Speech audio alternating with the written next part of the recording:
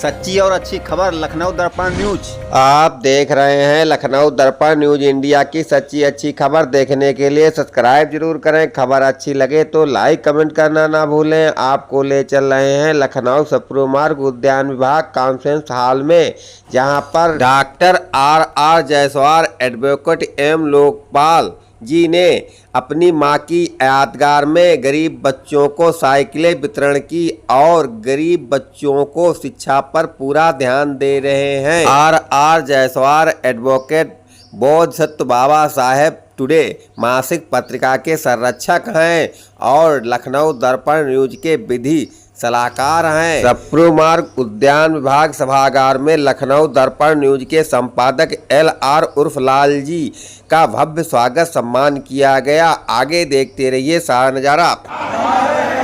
Doctor बाबा Saheb Ambedkar, doctor बाबा Saheb Ambedkar, doctor बाबा साहब अम्बेडकर।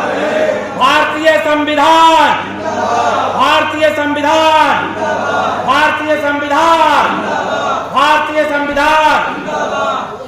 अवसर पर इस समारोह में पधारे उत्तर प्रदेश ही नहीं भारत के दूर दूर अंचलों से आए हुए प्रबुद्धगण, आप सबका लखनऊ की सरजमी पर डॉक्टर आर जायसवाल लोकपाल समारोह की अध्यक्षता करते हुए आपका हार्दिक अभिनंदन, स्वागत और वंदन। साथियों, आप सभी लोग जानते हैं कि बोधिसत्व बाबा साहब टुडे स्मारिका लखनऊ जनपद में विगत 13 वर्षों से बराबर प्रकाशित होने वाली ये पहली और राष्ट्रवादी पत्रिका है। इसके पहले लखनऊ जनपद में Ambedkar in India, Ambedkar today नामों से कई पत्रिकाएं छपा करती थी, लेकिन समय के काल ने उन पत्रिकाओं का प्रकाशन बंद कर दिया अथवा बंद हो गई। लेकिन हमारे अनुज ज्ञान प्रकाश जख्मी जी और उनकी टीम ने इस बाबा साहब अम्बेडकर, बोधिसत्व बाबा साहब टुडे, बाबा साहब अम्बेडकर के आशीर्वाद से प्रकाशित होने वाली इस पत्रिका को निरंतर चलाने रहने का निर्णय लिया है। मैं क्योंकि सभागार में आप लोग बहुत सवेरे से आए हुए हैं, मुझे बहुत ज़्यादा कुछ कहना नहीं है, क्योंकि बहुत ज़्यादा कहने से आप लोग भी बोर हो रहे होंगे और आप लोगों ने सबको वक्ताओं को बहुत देर तक झेला है। मैं नहीं चाहता हूँ आप लोग हमको बहुत देर से बर्दाश्त करें।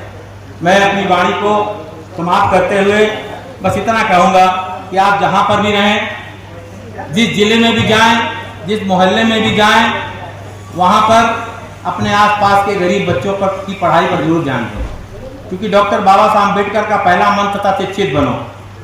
फिर कहा था संगठित रहो, फिर संघर्ष करो बुराई के खिलाफ। भाई के खिलाफ संघर्ष नहीं करना है और ससुराल वालों के खिलाफ भी संघर्ष नहीं करना है।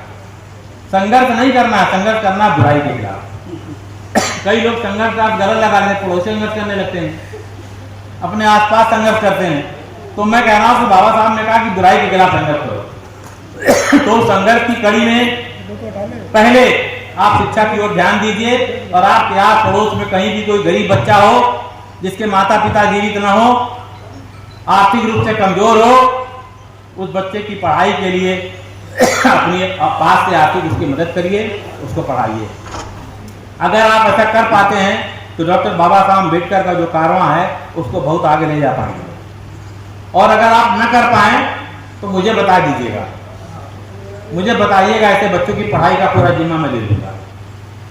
मैं बहुत बड़ी बात तो नहीं कर रहा हूँ, इसी लखनऊ जनपद में ढेर सारे बच्चों की पढ़ाई का जिम्मा मेरे जिम्मे है। मैं उन गरीब बच्चों की पढ़ाई के लिए पूरी फीस भी देता हूँ, उनको किताबें मुहैया कराता हूँ। मैं चाहता हूँ कि वो पढ़े लिखें, आगे बढ़ें, क्योंकि हम तो खुद एक झोपड़पट्टी में पैदा होने वाले गरीब मजदूर के बेटे हैं।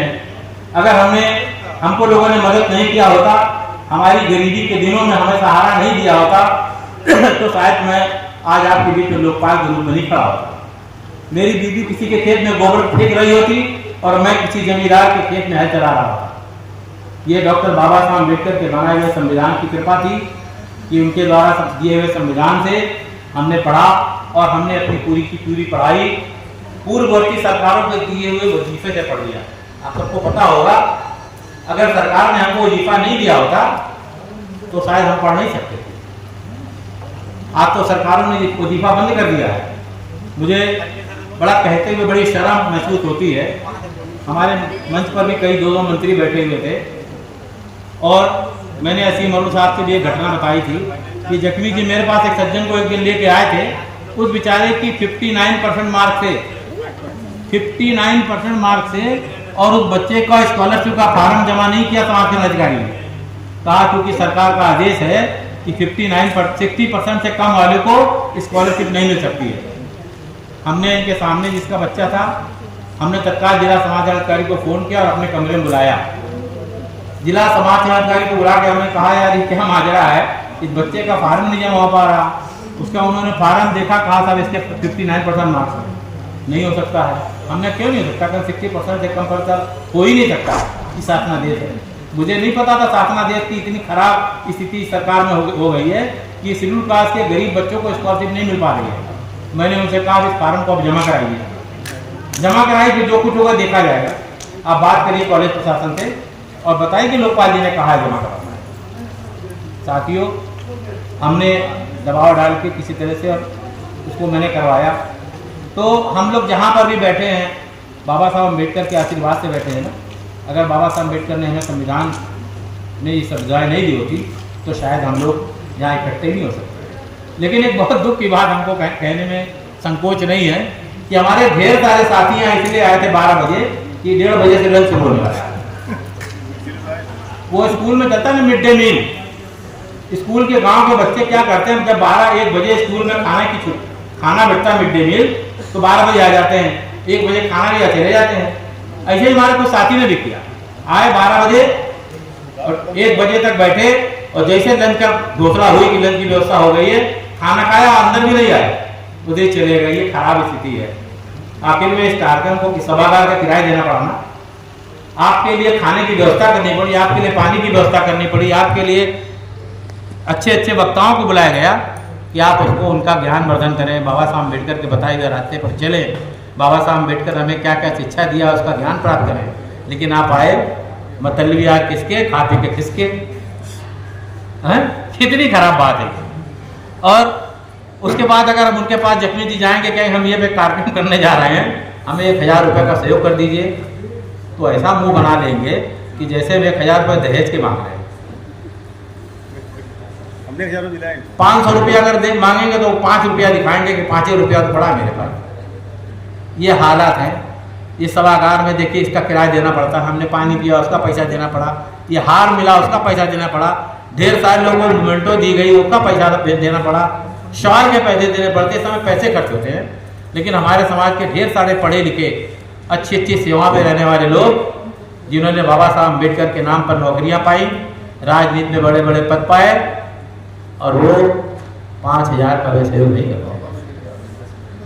मैं साथियों, मैं ज़्यादा कुछ कहना नहीं चाहता हूँ, लेकिन मैं इतना जरूर कहूँगा कि हम जितने लोग यहाँ बैठे हैं हम सब लोग संविधान की प्रोडक्ट हैं। अगर संविधान ने हमें ये आज़ादी नहीं दी होती तो हम ये पैंट थोड़ी पहन रहे होते, बगाई पहन रहे होते। मैं गलत तो नहीं कह रहा हूँ। अगर डॉक्टर बाबा साहब अम्बेडकर ने इस धरती पर जन्म नहीं लिया होता और कहीं इस देश में मनु रहा होता तो आप सोचिए आपकी क्या हालत होती।